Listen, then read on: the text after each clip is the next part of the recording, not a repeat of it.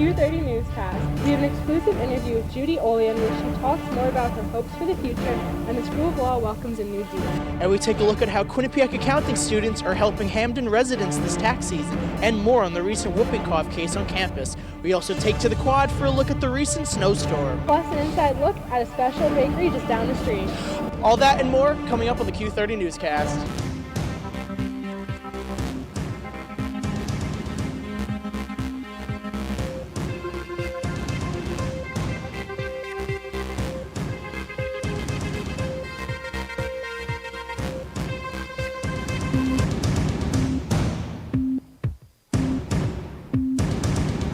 Welcome back, Bobcat, to the Q30 Newscast. I'm Jackie Udrovo. And I'm Mike Singer. Thank you for being with us for this Wednesday Valentine's Day show. From Ash Wednesday to a new local business, we have it all for you tonight, right here. On Friday, February 9th, President Judy Olian visited the Q30 studio for an exclusive interview. Connor sat down with the university's president, and here's what she had to say. Thank you, everyone, for joining us. My name is Connor. Alongside me is President of Quinnipiac University, Judy Olian. Judy, thank you for joining us for today.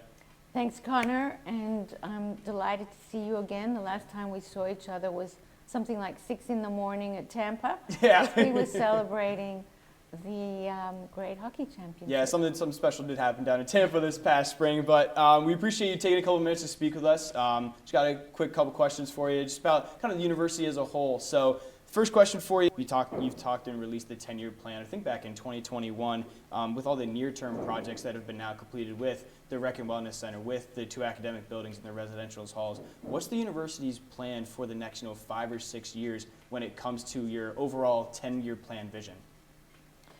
But the key elements are going to be, first of all, the repurposing of some of the spaces that will have been vacated. For example, the business building will be vacated. The South Quad also, to some degree, may replace a couple of the buildings that are especially older. So that's in our plan. We have a commitment to career and experiential learning that we may take into the current business school. It's obviously a great space. There are some dominoes that will move into some other campus buildings, for example, the CCE building with engineering and communications. We have a large commitment to upgrading and updating, as we have been, our residence halls, which, we brought in all kinds of new furnishings and upgraded 3 residence halls here. Now, over this entire school year, there have been multiple instances on Rocky Top and of anti-Semitic vandalism, destruction of property and ledges, and arson in Dana, a few instances passed in this fall semester. How is the university working to address vandalism and really just poor behavior by students in the future? First of all, it makes me really sad that this has happened. It pains me. And it's as much an act against fellow students and fellow staff and colleagues as it is against any other expression, whether it's against the university or any other. I view the swastikas as vandalism and also hate speech, frankly. And I view the vandalism in ledges as disgusting behavior, as much disrespectful of other students and other staff who have to clean up as it is against the university. And I frankly cannot understand how a few students, and I assume that this is a very few students, would inflict that on other members of their class or their community or their home, and it is people's home. So we had hoped that through peer pressure, that through anonymous tit lines, through just exhortation of the students to find the perpetrators, we would find them. We have not. We've resorted to putting up cameras in some public spaces. It's not our preference. But I really would like to speak to the students who are doing that. Would you really behave that way in your home? Would you be so respectful of your parents or the people who work to keep your spaces clean? On Sunday night, it was first reported by the Quinnipiac Chronicle that former women's lacrosse head coach Tanya Kotowitz was allegedly fired following internal investigation. It was revealed that Kotowitz was let go after allegedly playing an injured athlete.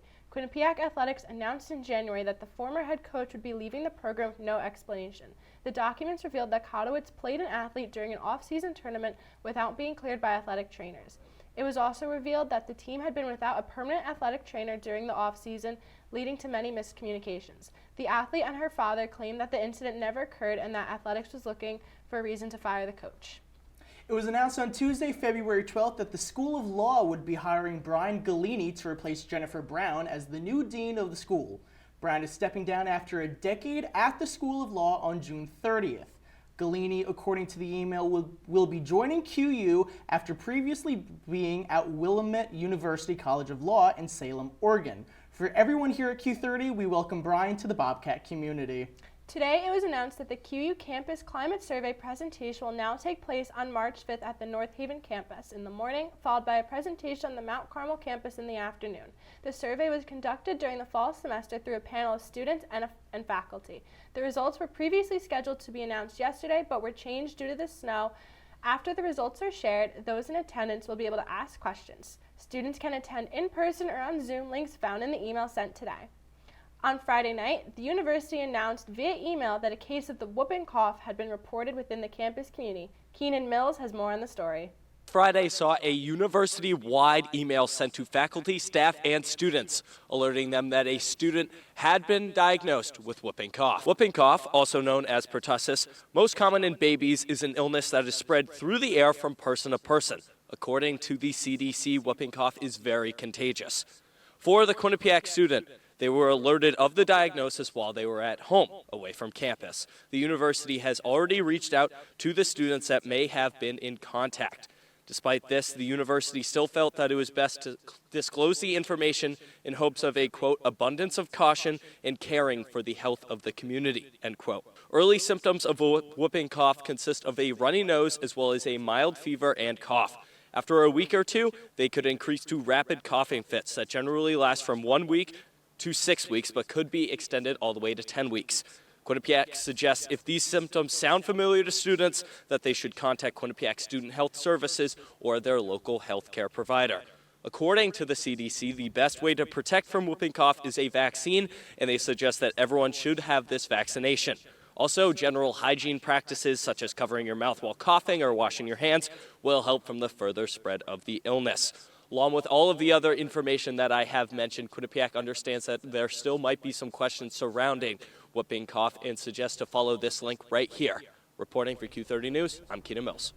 Mike, I love seeing the snow yesterday, and having the remote day was extremely refreshing. I think it's a great chance to look at the weather for the rest of the work week. You know, Jackie, I too loved the remote day. It was such a nice change up to the week. Here in our studio with the 3-day forecast is Zach Stokinger. Zach, how's the rest of the week shaping up to be?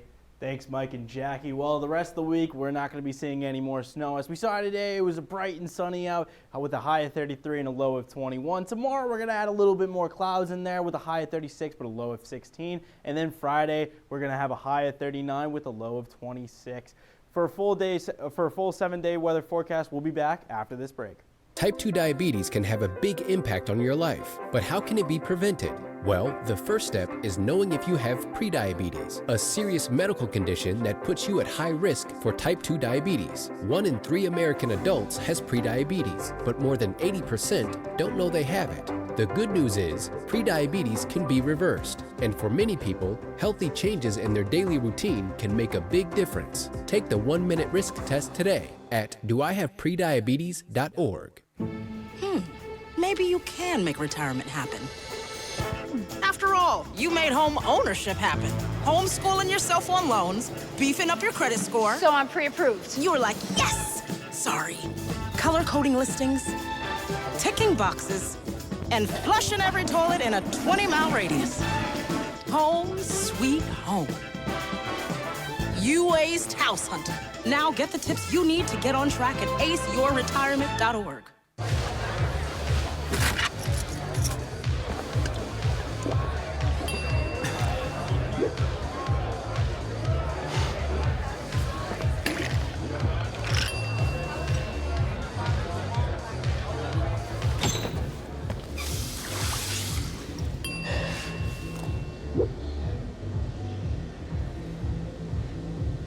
If you need to do something to feel okay to drive, you're not okay to drive. Don't drive buzzed. Thanks for sticking with us. I'm Mike Singer, and here to help us learn more about how Quinnipiac students are providing tax help to Hamden residents is Ava Crossley. Quinnipiac University's Volunteer Income Tax Assistance Program is once again offering free tax preparation for eligible Hamden residents. Any residents in the area with an annual income of $60,000 or less are eligible for assistance through the program. From February 15th to April 11th, residents can walk into the M.L. Keefe Community Center starting at 3 until 8 p.m. every Thursday. No appointments necessary. Think of it as those taxpayers that really, they can't afford to have a paid tax preparer to take care of their taxes. So they turn to us, and it's just a terrific program in general. The forms will be prepared by students who are currently taking AC 432, Federal Income Taxation of Business Entities, using the skills that they learned in AC 431, Federal Income Taxation of Individuals. Students from the Accounting Honor Society, Alpha Beta Psi, who have worked the event in previous years will also be there, as well as multiple professors to check the forms before they are e-filed. The students are utilizing what they've learned in the classroom in the fall semester to now here in the spring semester, which of course is tax season. This program saves low-income residents thousands of dollars around tax season. As of last year, the program completed around 400 forms over the 8-week period, saving residents close to $62,000 in tax preparation fees and earning them almost $165,000 in refunds. We were required to do that, but I don't really see it as like a requirement. I see it as something I like to do to help out the community because it's so rewarding to see how happy the people are when they find out like they're going to be receiving a tax refund or like a tax rate, whereas otherwise like they wouldn't have known that if they wouldn't have came into the site. Residents who are unable to attend any of the Thursday sessions can also attend a taxathon event on Saturday, April 6th, where students will be completing forms from 9 a.m. to 3 p.m. Reporting from the School of Business, I'm Evangeline Crossley, Q30 News. Today marked Ash Wednesday for students who celebrated. Ash Wednesday services were held by the Quinnipiac University Office of Religious Life in the Center, also known as CRC, Room 111, which is located in the chapel over by the College of Arts and Sciences. For those students who are not familiar with or do not partake in Ash Wednesday, it is a day of fasting for members of the Christian religion on campus, and it marks the first day of Lent and Penitence, which is the 6 weeks leading up to Easter, which is on March 31st. The Office of Religious Life offered times between 1 o'clock and 7 o'clock p.m. today for students to get their ashes. It's important for us to take responsibility for our faith. It's a gift that God has given us. Away at school or away from your home, away from your family. This is just really the time for you to take hold of your faith and to make it your own. With all this talk about the election lately, let's send it over to Brianna Trattenberg with more details. That's a great idea. Brianna, what do you have for us? Thank you, Jackie and Mike. Former President Donald Trump has asked the Supreme Court to extend the delay in his election interference trial. On Monday, Trump's lawyers filed an emergency appeal with the Supreme Court. The Supreme Court's decision on what to do could determine if Trump faces trial before the November election. Special counsel Jack Smith's team has been pushing for the trial to take place this year, while Trump continuously attempts to delay the case. If the case is pushed and Trump is elected in the fall, he could use his position to either hire a new attorney general to dismiss the case or attempt to pardon himself. This case is one of 4 prosecutions that Trump is currently facing. Now switching over to the White House, President Joe Biden has formed a task force to help with the mishandling of classified documents during presidential transitions. The Presidential Records Transition Task Force will study past transitions to determine the best practices for handling classified information from an outgoing administration. The force will also assess the need for change to existing policies and procedures to help prevent the removal of sensitive information. The task force comes days after Special Counsel Robert Hur came out with a report listing several classified documents found at Biden's home in Delaware and in his former Washington office. Most of the documents found appeared to have been mistakenly placed in these locations, as Hur concluded that criminal charges were not warranted. Finally tonight, the House of Representatives voted on Tuesday to impeach Homeland Security Secretary Alejandro Mayorkas. Mayorkas is the first cabinet secretary to be impeached in almost 150 years. He was impeached with a narrow vote of 214 to 213 votes. House Republicans claim that Mayorkas has committed several high crimes and misdemeanors for his handling of the southern border. Several constitutional experts have opposed consistently said that the evidence does not reach that high bar. Many Democratic representatives are upset with the decision, and some are calling it a, quote, sham. Now, that is all I have this week for political news. Jackie and Mike, back to you guys at the desk. Coming up after this commercial break, we have the full 7-day forecast with Zach Stokinger returning to the studio. And we'll take a look at finance after the event-filled week with Giulio Barcello. Finally, Maddie Kelly will be joining us here in the studio with some national news. But don't go anywhere because the Q30 Newscast will be right back. Multiple studies have shown that marijuana can slow both driver reaction and response time, which can be really dangerous. It's here. It's here. Wait. What? I can't drive. Why? My. Oh.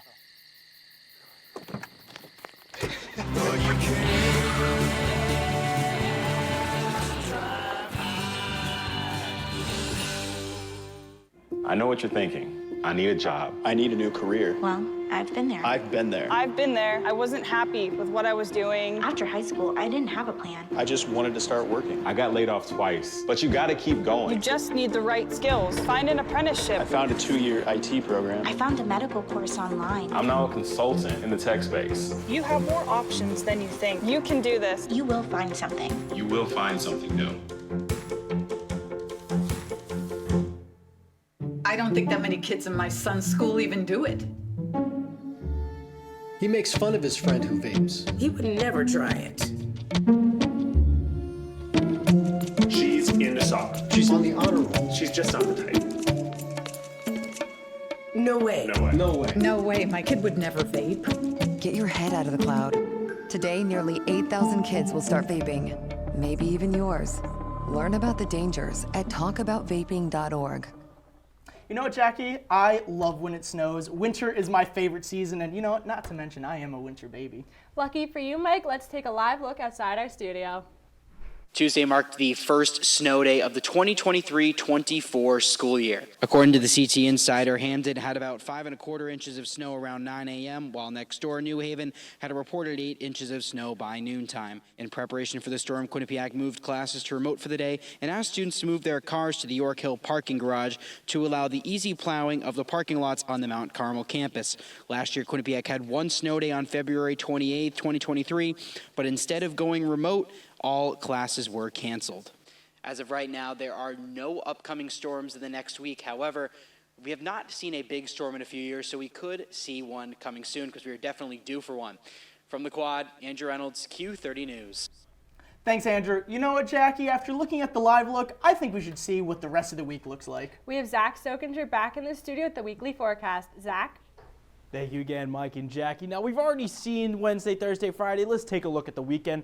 On Saturday, we're going to have more clouds. It's going to be overcast, but we're going to have it at 35 with a low of 20. Sunday, we're going to sprinkle in some more sun. It's going to be we're going to have a high of 34 with a low of 16. On Monday, we're going to get some nice spring weather. It's going to be sunny with a high of 41 and a low of 24. And Tuesday, the clouds sprinkle back in with a high of 45 and a low of 26. Now, let's take a look at tomorrow in the state of Connecticut. Up in Torrington, we're going to have a high of 33 with a low of 15. Danbury is going to be the same with partly cloudy with 36 and a low of 15. Down in Stamford, it's going to be a high of 37 with a low of 19.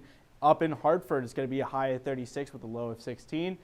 Out east, Norwich is going to have a high of 36 with a low of 15. Down in New London, it's going to have a high of 36 with a low of 17.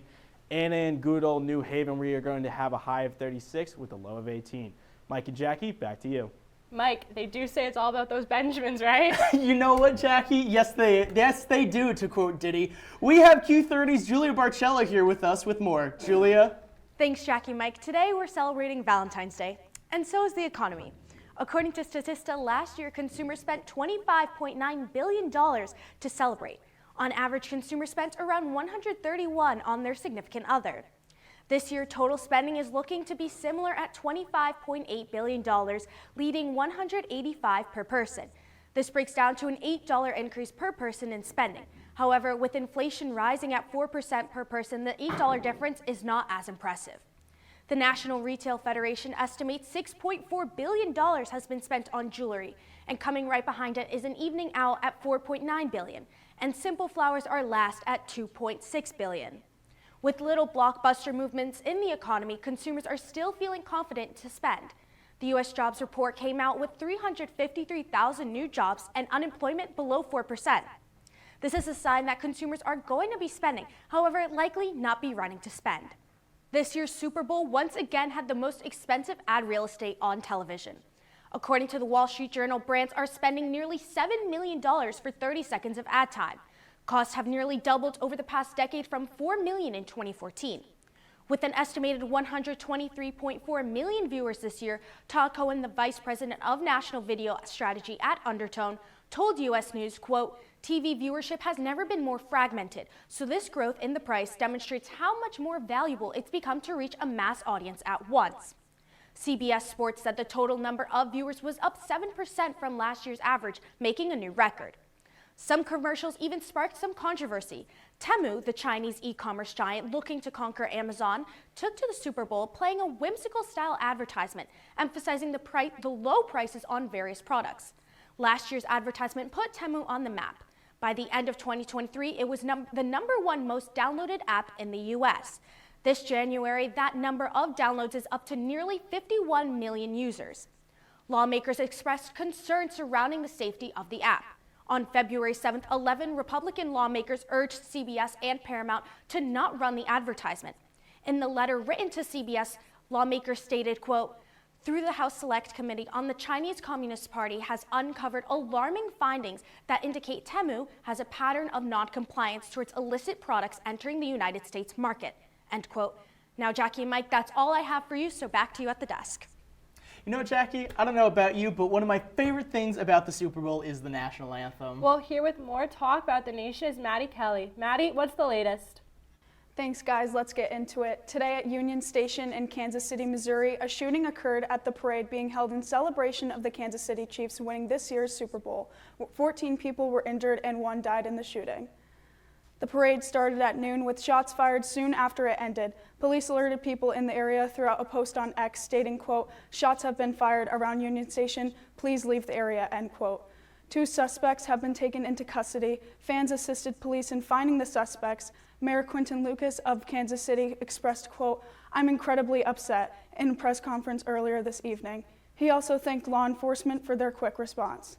The police have yet to release a confirmed number of victims, but say that quote, multiple people were struck, end quote, and that is an ongoing investigation. On Sunday afternoon at Joel Osteen's Lakewood Megachurch in Houston, a woman carrying an assault rifle with the word Palestine written on it opened fire, wounding 2. The shooter was identified as 36-year-old Janice Moreno. Moreno had her young son with her during the incident. Moreno also stated that she had a bomb, which was proven untrue after a vehicle search. Moreno was shot and killed on site by 2 on-duty officers at the church. Police are still questioning whether or not this was a hate crime, terrorist attack, or done with some other motive. This past Sunday was also the Super Bowl with pregame performances by Andra Day, Post Malone, and Reba McEntire. Each performance was accompanied by ASL interpreters, which were not aired on live TV. Actress Marlee Maitland took her opinions to social media after she noticed that CBS failed to show the ASL performers during these performances. Maitland described how shocked she was at CBS for introducing and then not showing these deaf performers, though it had been a, quote, tradition for the last 30 years, end quote. As the first deaf actor to win an Academy Award, Maitland has been a passionate advocate for the deaf community. That's all I have for National. I'll send it back to the desk. We are starting to wrap up the show for the evening, but we aren't done yet. After this quick commercial break, we'll still have time to talk to beat reporter Gage Kilborn for some sports. And love is in the air as Sydney Weimer has some Valentine's Day sweet treats with a local Hamden business. But don't go anywhere. We'll be right back. Honey, what I think you need is a socket wrench. I played JV basketball. I'm sorry. I don't think it looks right. This is good, and it's all good, baby. Is it really all good?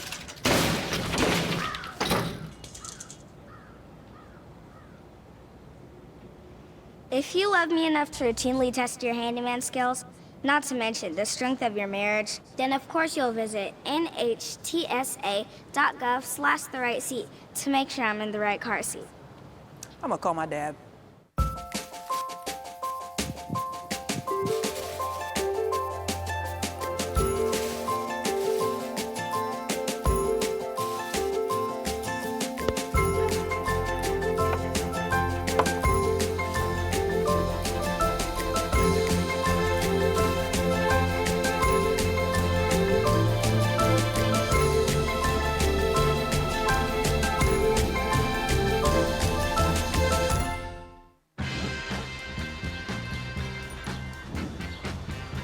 adopt a shelter pet, we discover they're a unique mix of all kinds of things. Come on, Jules, spot me on this last one. There it is.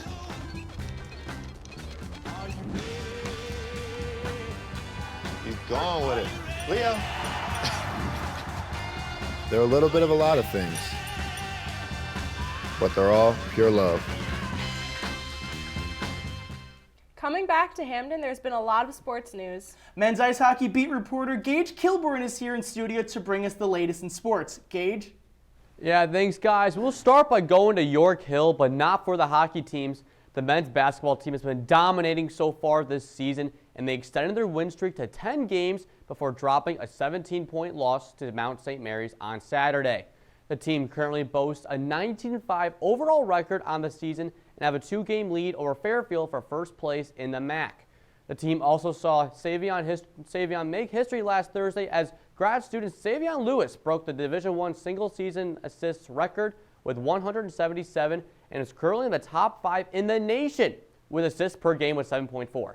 Now we walking over to the Frank Prada Jr. Arena. The Quinnipiac women's ice hockey team just wrapped up their regular season homestand this past weekend as they welcomed St. Lawrence and Clarkson to Hamden. On Friday, it was St. Lawrence which would jump out to the early 3-0 lead until the Bobcats fought back to tie the game at 3 to force overtime. And in overtime, it was Abby Hustler who scored the game-winning goal for the Saints, which also gave her a hat trick on the game. The following day was senior night for the Bobcats, but festivities would not last for long as Clarkson was able to win the game in overtime off of a Julia Gosling goal. The team is currently sitting in 5th in the ECA standings and will finish the regular season this weekend. Finally, as the winter sports season is starting to wind down, the spring sports season is right around the corner. The men's lacrosse team just began their 24th season this past Saturday as they traveled to St. John's to take on the Red Storm. The first quarter was rather low scoring as Quinnipiac held on to a 2-1 advantage. Second quarter was a bit more offensive, but Quinnipiac extended their lead to 3 at halftime. When they entered the second half, it was all Bobcats as they outscored St. John's 9-6 to win their season opener 17-11. Next time the Bobcats will be back in action will be against Brown this Saturday. Tuttle, class of 99, will now be taking on the role of Executive Vice President of Productions at Madison Square Garden. Tuttle graduated from Quinnipiac with a bachelor's degree in management and a marketing minor. With today being Valentine's Day, chocolate is a very popular treat. Q30's Sydney Weimer went into Hamden to check out a bake shop. Valentine's Day is the perfect occasion to give the gift of sweet treats. Sweet Seidner's, just down the street on Whitney Avenue, has been providing the Hamden community delicious baked goods from their storefront since 2015. For owner Jody Seidner, baking is a talent that has been passed down to her through generations. So I guess baking is in my blood. My grandmother was a baker. My great-grandmother owned a bakery in Europe back in the 1800s. She used to make challah bread for all of the people in her community. This time of year, Sweet Seidner's is a popular destination to shop for Valentine's gifts, as confections are commonly associated with the holiday. I mean, Valentine's Day is one of the happiest holidays. Like everybody's feeling the love, everybody wants to share the love. So, share the sugar, share the love. We do it all. As a result, the bakery sees a massive increase in demand for the occasion. We will have made over 350 brownies in 2 days just for Valentine's Day, and over 300 decorated cookies just for Valentine's Day. For the holiday, the bakery has provided a wide variety of baked goods to cater to everyone's sweet tooth. Yeah, we do all kinds of Valentine's Day stuff. We do a lot of decorated cookies here in the bakery and a lot of custom stuff, and we always have cookies for every holiday. And Valentine's Day is one of the biggest holidays for decorated cookies. Seidner even explains how the bakery collaborates with the Quinnipiac community for events, special university-themed treats, and delivery services. So whether you're looking to give someone a Valentine's Day gift or just looking for a sweet treat, Sweet Seidner's is the place to come.